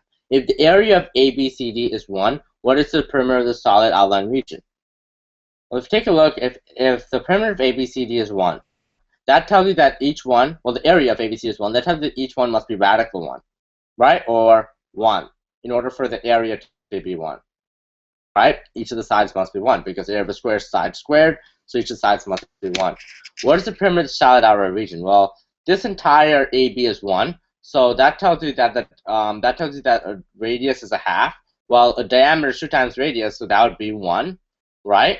Now, if your diameter is 1, that means that you have 4 pi, right? That's the circumference of all 4 circles. But you have 1/4 of a circle taken out here. You have 1/4 of a circle taken out here. You have 1/4 of a circle taken out here, and you have 1/4 of a circle taken out here. So 1/4 of a circle is one whole circle. So take out the circumference of one whole circle. Circumference of one whole circle is just 1 pi. So you're left with 3 pi. Got it? A is correct. Let's do number 19.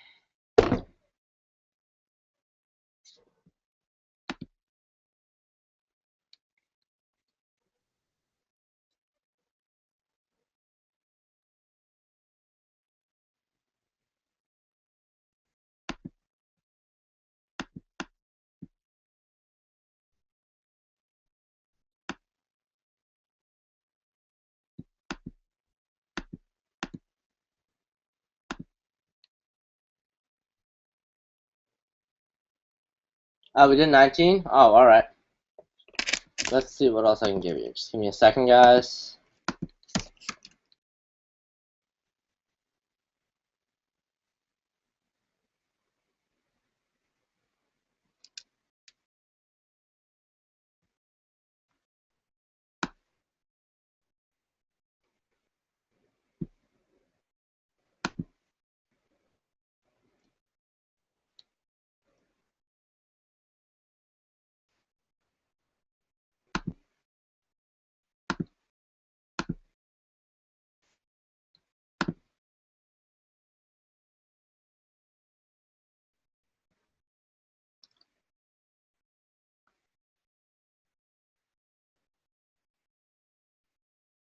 Let's do number 8.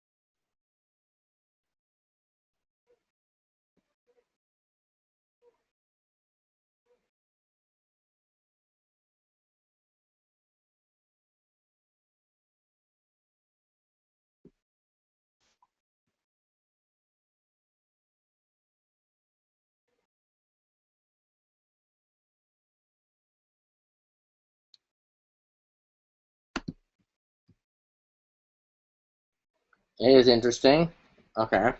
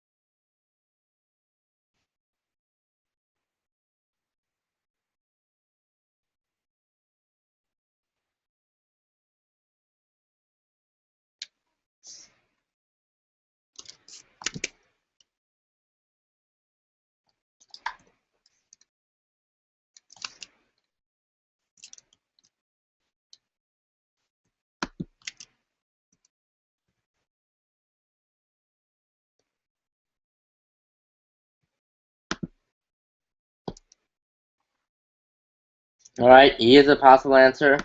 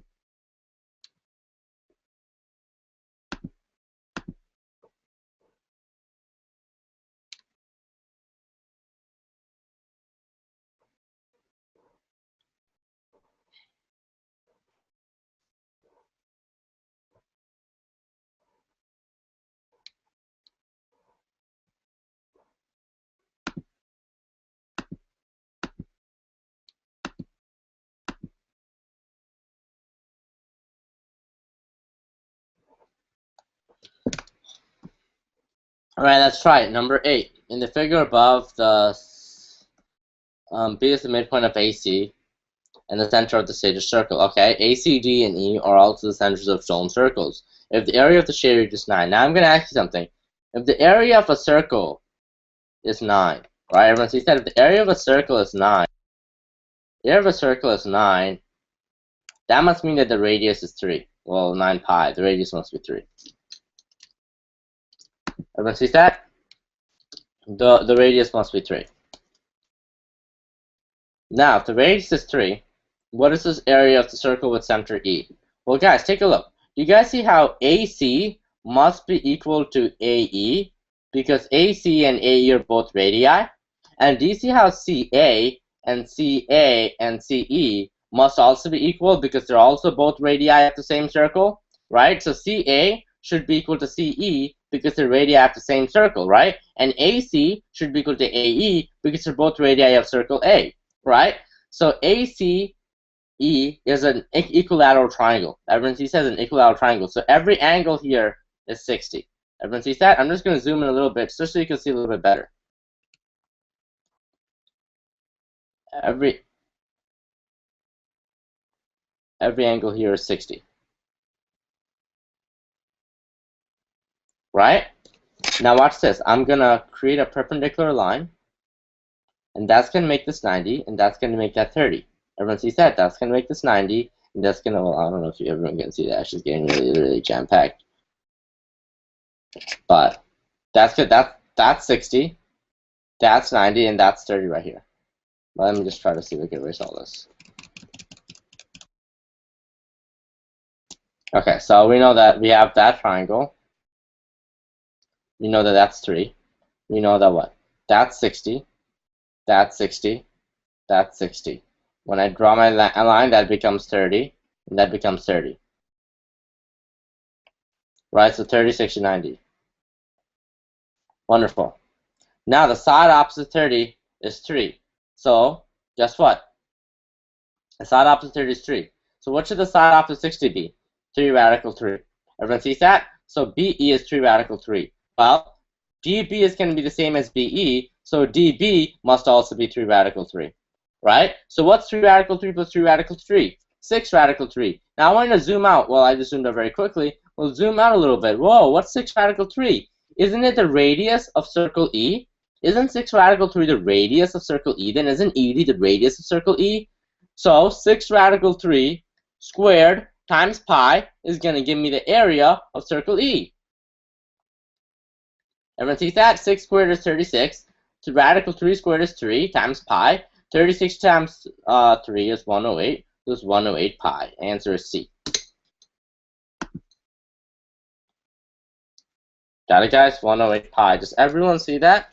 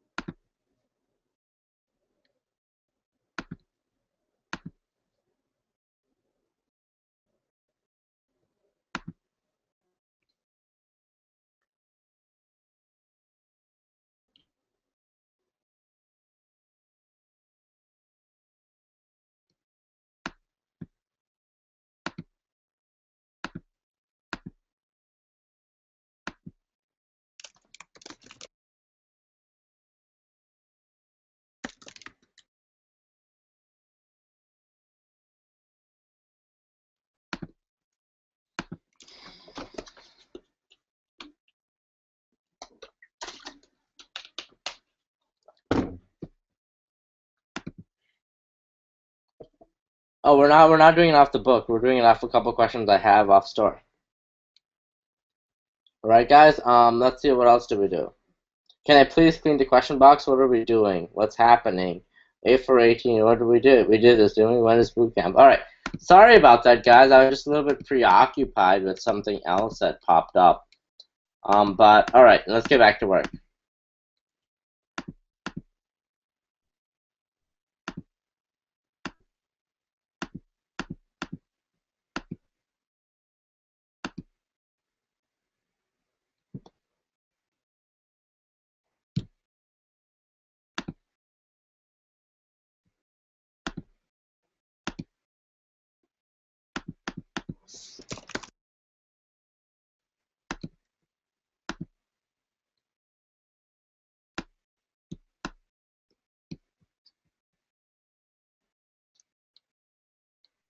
Next question. Okay, just give me a second, guys.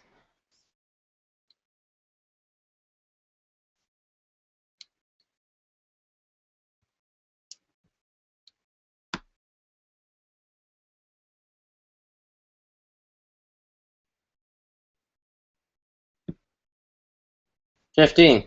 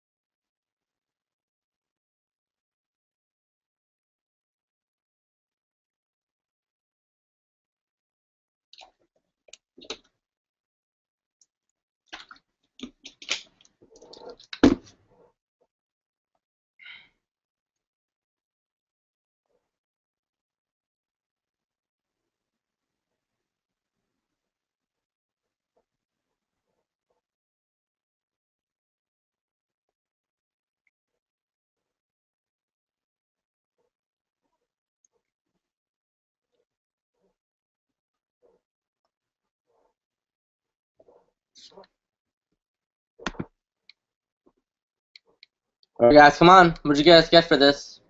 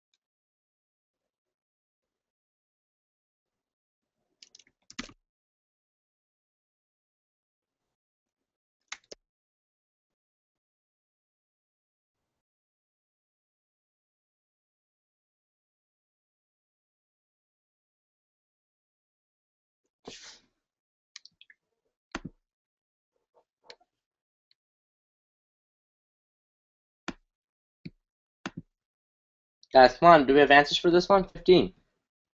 Oh, 858, 858, 858, 858. Oh, I didn't see these. Sorry. All right, guys. All right. So, 858, I believe is close, but not quite. How many positive integers are less than 1,000? Well, how many positive integers are less than 1,000? Well, how many positive integers less than 1,000? If you take a look, there's actually 999 positive integers less than 1,000, right? Only 1 and 1 to 999.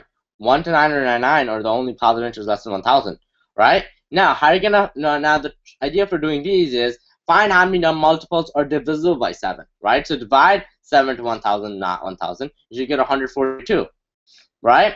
Now you're going to subtract 142, and you're left with 857. Got it, guys? If you want to remainder something. But the idea is that there's only 999 positive integers. Got it, guys? Sorry about that. All right, we're going to end here because, obviously I'm getting distracted with other pressing matters. So